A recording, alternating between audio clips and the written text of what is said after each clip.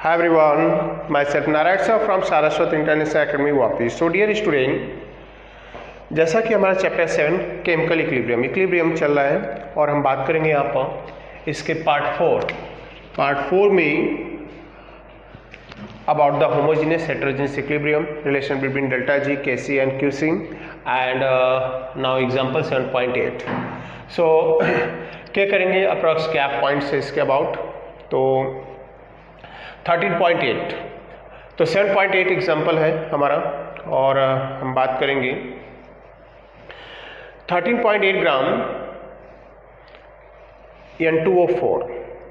13.8 gram N2O4 was placed in 1 liter reaction vessel at 400 Kelvin temperature and now place कर रहे हैं toward the equilibrium आ रहा है यहाँ पर. बोले the total pressure of the equilibrium was found to be 9.15 bar.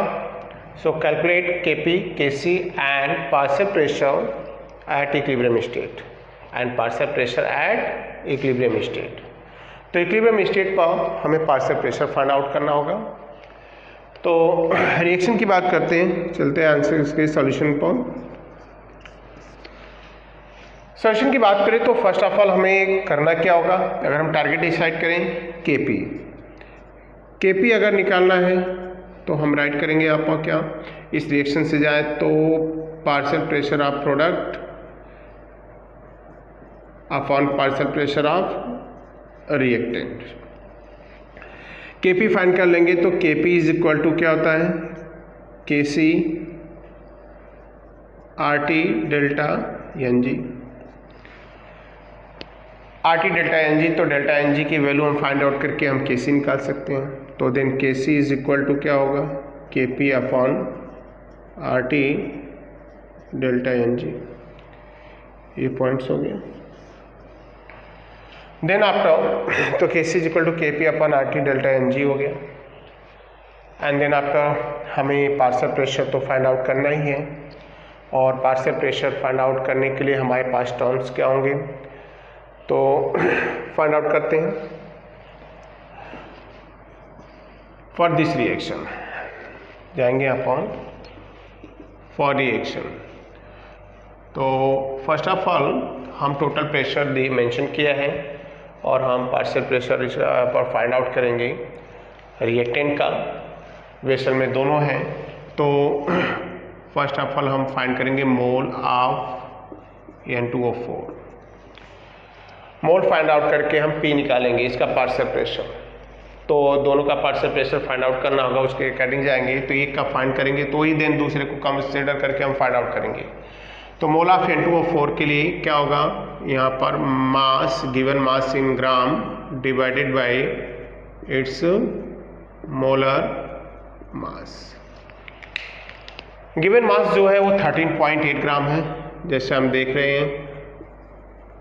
और molar mass की बात करें तो N2O4 है, means 14 into 2 plus 16 into 4, right. और इसका कैलकुलेशन करेंगे तो आपका हो गया 64 प्लस 28, 8 4 12 2 6 2 8 1 9 ग्राम पर मोल. अब हम क्या करेंगे, यानी कि वैल्यू यहाँ जो निकाल रहे हैं वो हो गया 13.8 बाई 92. क्लियर. अब इस वैल्यू को डिवाइड करेंगे तो अप्रॉक्स हमारा जो वैल्यू होगा 0.15 मोल. In this equation, now volume is given 1 liter, right? R value 0.08314 bar liter per Kelvin per mole. And then after temperature 400 Kelvin and 400 Kelvin हो गया. तो फिर बात करेंगे यहाँ पर इनके पार्शियल प्रेशर की. तो according to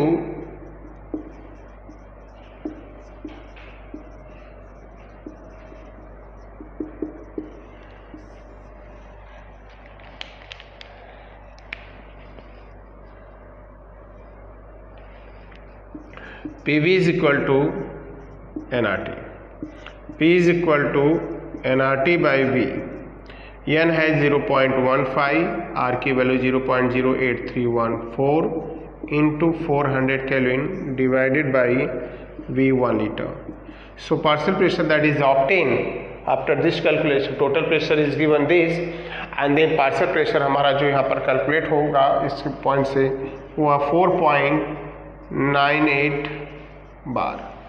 total pressure is given 9.15 बार. अब पार्शियल प्रेशर के लिए जाएंगे form partial pressure. So student ये तो हमने फाइंड आउट कर लिया रिएक्टेंट N2O4 का पार्शियल प्रेशर, बट हमें दोनों का फाइंड आउट करना है. एट इनिशियली अगर हम देखा जाए तो इस रिएक्शन में N2O4 G phase gas phase में है, ये कंबाइन हो रहा है और बना रहा है 2NOG. इनिशियल जो इसका प्रेशर है हमने देखा 4.98 बार. उस समय इसका प्रेशर था 0 क्योंकि प्रोडक्ट बना नहीं. और मैं बोलूँ कि if it's pressure after reaction reaching equilibrium is x, and then इसमें से रिड्यूस क्या होगा 4.98 minus x, but x is equal to the twice x.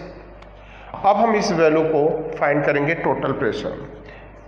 तो हम जाएंगे according to Dalton's law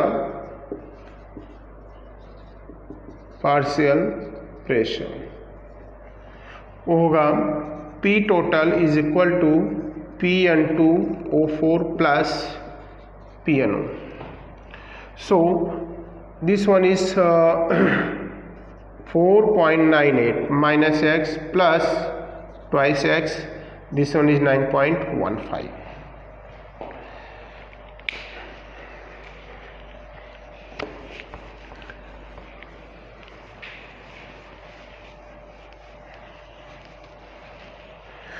so student जैसा कि हमारा पार्शियल प्रेशर हम फाइंड आउट कर रहे हैं दोनों कंपोनेंट रिएक्टेंट और प्रोडक्ट का, तो ये वैल्यू हो गई, तो ये कैंसिल होगा और बचेगा यहाँ पर 4.98 plus x is equal 9.15. So then the value of x is equal to 9.15 minus 9.4.98 bar. हम क्या करेंगे इस वैल्यू को फाइंड आउट करेंगे और डिफरेंस होगा 4.17 right bar.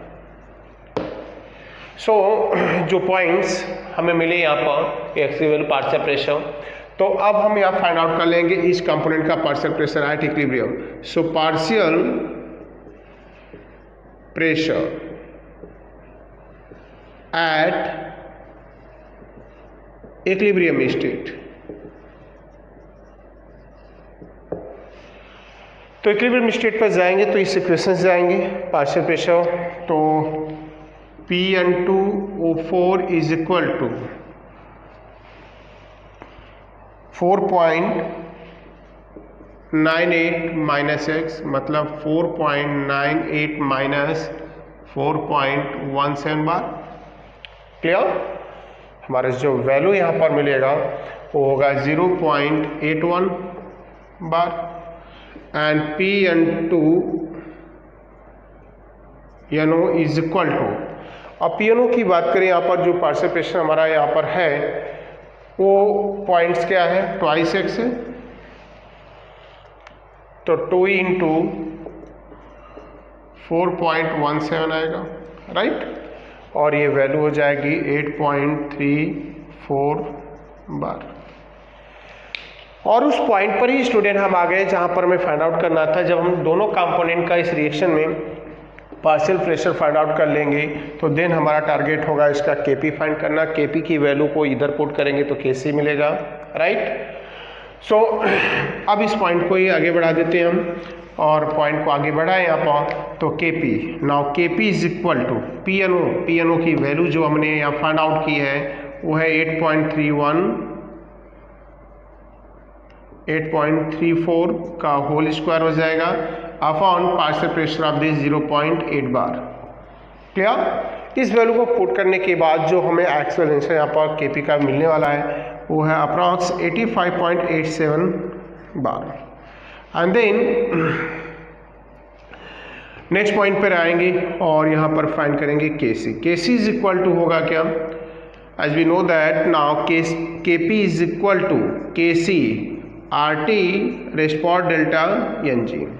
So delta NG that's indicate difference in a mole of product and reactants. Now your product 2 mole, reactant 1 mole है, 2 minus 1 है 1 है, and then Kc is equal to Kp upon RT respond delta NG.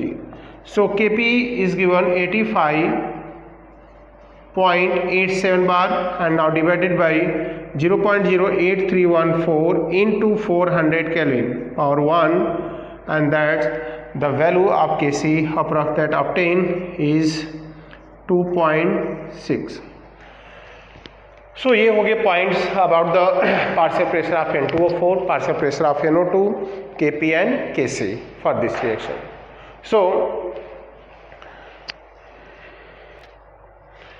So next point पर आते हैं student, और बात करेंगे हम यहाँ पर एक रिलेशन होगा जो reaction quotient, equilibrium constant and gas free energy. So हमारी हेडिंग हुई यहाँ पर now relation between Kc Qc and gas free energy delta G। तो standard gas free energy delta G के बीच में रिलेशन फाइंड आउट करना है। So in thermodynamics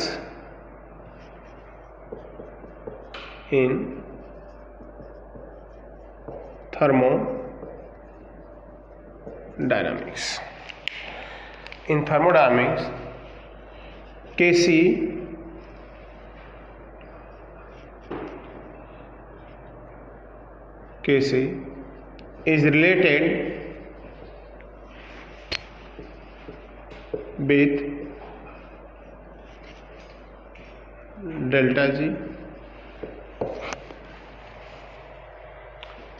delta G so point हमारा यहाँ पर है कि जो Kc है वो डायरेक्टली डेल्टा G से रिलेटेड है। थर्मोडायनामिक्स में इस पॉइंट पर डिस्कशन बताया गया है और यहाँ पर मेंशन भी किया गया है कि if delta G is negative then reaction proceed in forward direction, the reaction proceed in forward direction and spontaneous in nature। तो थर्मोडायनामिक्स में Kc डायरेक्टली रिलेटेड है डेल्टा G से, गैस फ्री एनर्जी से, स्टैंडर्ड गैस फ्री एनर्जी से, और वहाँ पर अगर हम देखें तो डेल्टा G अगर नेगेटिव है तो then reaction proceed in forward direction and spontaneous in nature होगा। But if delta G is positive then reaction proceed in backward direction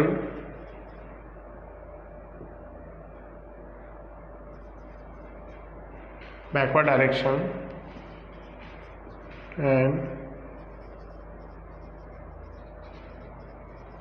non-spontaneous in nature. But if delta G is equal to 0, the reaction in equilibrium state. So relation of delta G and Qc. So delta G is equal to delta G naught plus RT ln Qc, where Qc is reaction quotient,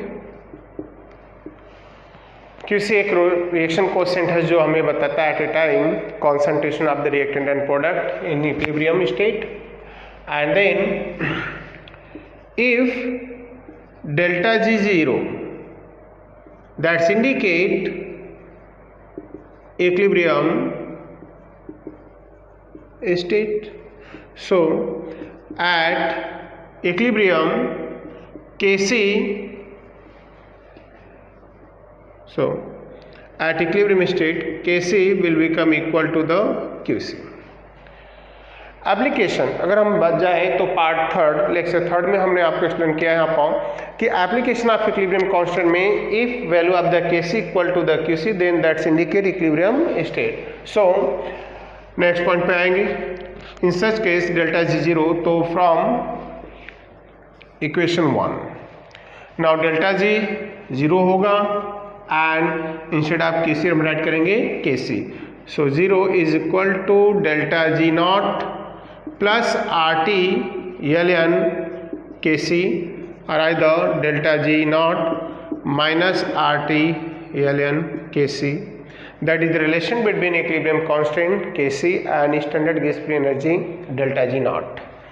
But here ln, now delta G naught is equal to minus 2.303 RT log Kc.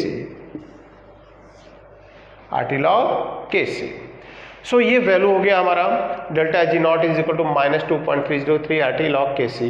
What value of ln that's indicate natural log, it's the standard value is 2.303 log base 10. तो ये log base 10 का value हो गया. And then इस equation को write कर सकते हैं कि ln Kc is equal to minus delta G naught by RT. तो delta G naught by RT ये वैल्यू हो गया. और Kc is equal to e raise power exponential form of the antilog and then minus delta G naught by RT. From this equation we can indicate और detect the direction of chemical reaction. May be reaction of in forward direction, backward direction, more extent में product बनेगा या less extent में. इन point पर हमारा discussion होगा student. So if here delta G is greater than 0,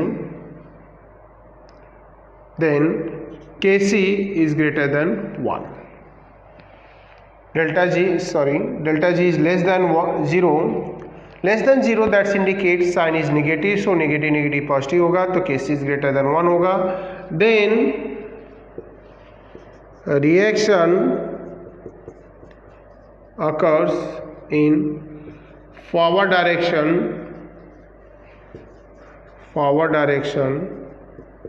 and more product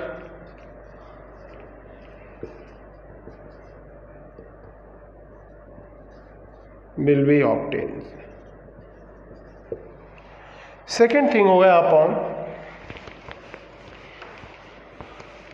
if the value of Kc or other delta G greater than 0 then Kc is less than 1 and सारी condition होगी इसके just opposite. And reaction क्या होगा, backward direction में होगा. The reaction then reaction proceed in backward direction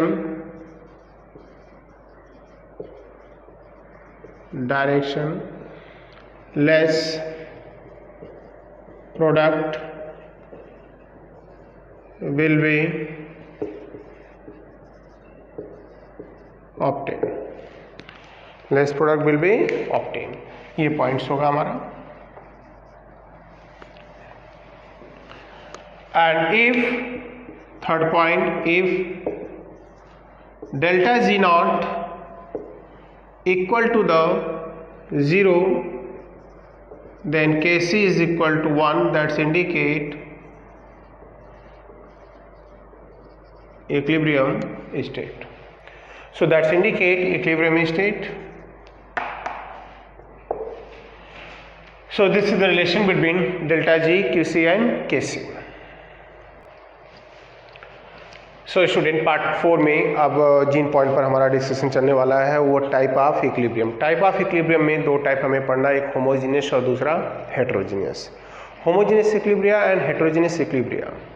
तो equilibrium की बात करें यहाँ पर तो होमो और हेटेरो है क्या, तो मैंने यहाँ पर मेंशन कर दिया टाइप ऑफ इक्विलिब्रियम। वो भी किसके टाइप है, type of chemical equilibrium, type of chemical equilibrium. तो इस पार्ट में हमने एक न्यूमेरिकल किया, काफ़ी अच्छा इंपॉर्टेंट न्यूमेरिकल था, and then delta G Kc Qc का रिलेशन बताया, उनका क्या एप्लीकेशन है। And type of chemical equilibrium की बात करेंगे तो यहाँ पर इक्विलिब्रियम को हम दो पार्ट में डिवाइड करते हैं, दोनों साथ में स्टडी करेंगे जिससे आपको आइडियाज लगेंगे कि दोनों डिफरेंस क्या है। टाइप ऑफ इक्विलिब्रियम की बात करें तो एक होता है होमोजेनियस केमिकल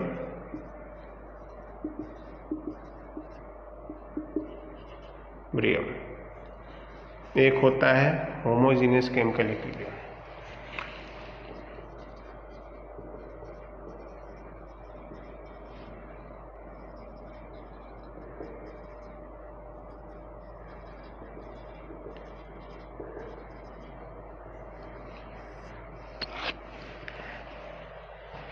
तो homo and heterogeneous equilibrium, chemical equilibrium को दो पार्ट में डिवाइड करते हैं on the basis of now physical state of the reactant and product. Reactant और प्रोडक्ट की फेज क्या है उसके बेस पर हम इक्विलिब्रियम को दो पार्ट में डिवाइड कर रहे हैं स्टूडेंट, और नेम इंप्लाइज किया है होमोजीनियस एंड हेटेरोजीनियस।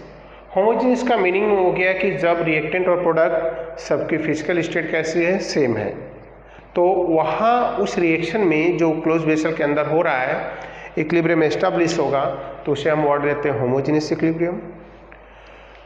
और सेकेंड, जहाँ पर रिएक्टेंट और प्रोडक्ट में से फेज डिफरेंट हो और वहाँ इक्विलिब्रियम आता है तो उसे हम वर्ड देते हैं हेटेरोजीनियस इक्विलिब्रियम। तो मेंशन क्या करेंगे, अब एक एक पॉइंट को पढ़ेंगे। इसको पहले स्टार्ट करते हैं हम। In first of all homogeneous का फेज बताते हैं। The term homogeneous indicate that all the component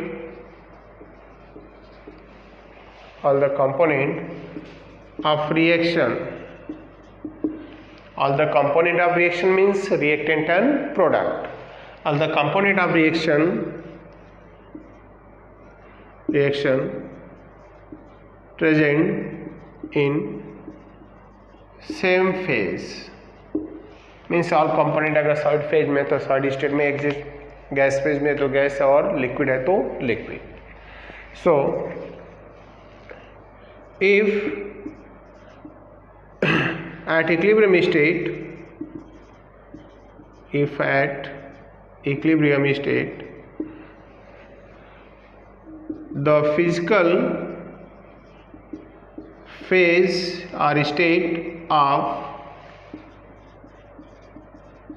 reactant and product are same is called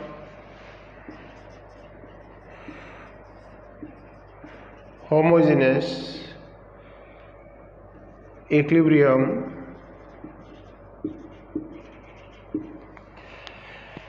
अगर क्लोज वेसल में इक्विलिब्रियम एस्टैब्लिश होता है स्टूडेंट और रिएक्टेंट प्रोडक्ट दोनों की फिजिकल स्टेट सिमिलर है, सेम है, तो उसे वर्ड देते हैं हम क्या, homogeneous equilibrium. As example hydrolysis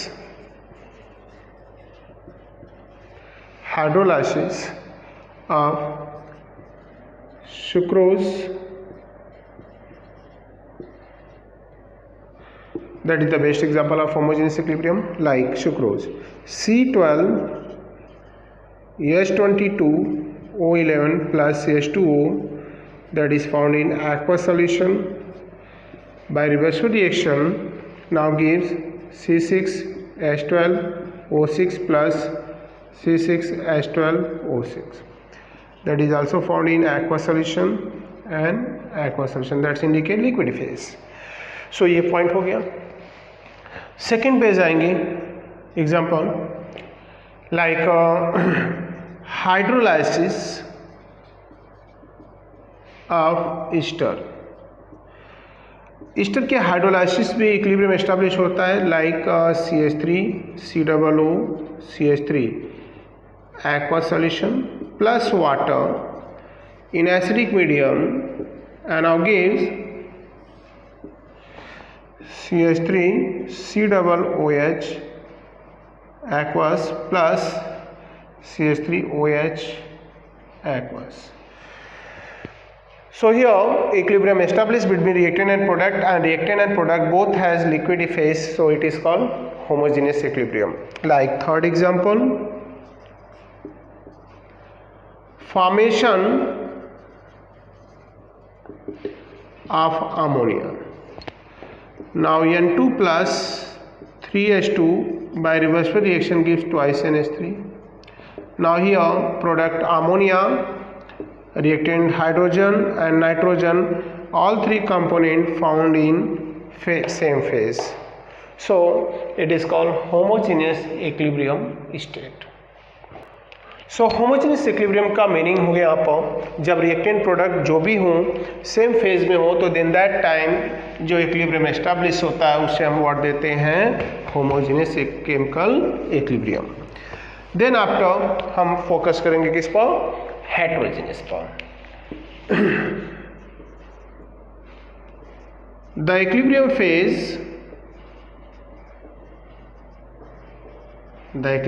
phase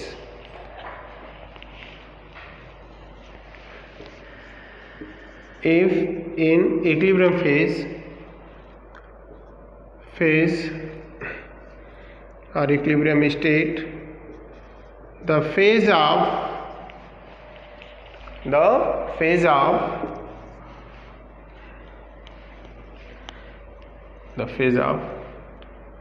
reactant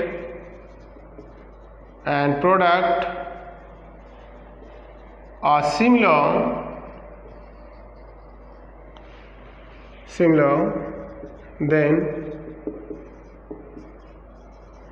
it is called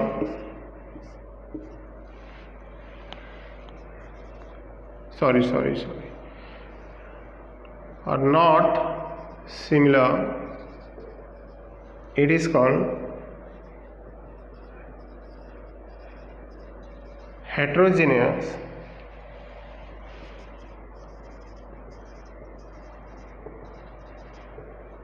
equilibrium. It is called heterogeneous equilibrium. मतलब जहाँ पर रिएक्टेंट और प्रोडक्ट की फिजिकल स्टेट डिफरेंट है वही हेटेरोजेनियस इक्विलिब्रियम है. एज एग्जांपल अगर हम बात करें यहाँ पर like calcium hydroxide. Calcium hydroxide हमने सॉलिड फेज में लिया है, हीट एनर्जी देकर और इसको कन्वर्ट कर दिया हमने यहाँ पर कैल्शियम. जैसे ही वाटर में डिजॉल्व करेंगे कैल्शियम आयंस जो एक्वस फेज को बता रहा है और हाइड्रोक्साइड आयन वो भी एक्वस फेज को बता रहा है. मीनिंग यहाँ पर हम KC राइट करें तो calcium ion concentration OH ion concentration का होल स्क्वायर, बट दोनों में हम दे रहा एक्वस फेज, और अपॉन कैल्शियम हाइड्रोक्साइड जो है सॉलिड फेज में है. क्लियर. नाउ सिमिलर वे जाएंगे हम, अदर एग्जांपल लेते हैं लाइक PCl5.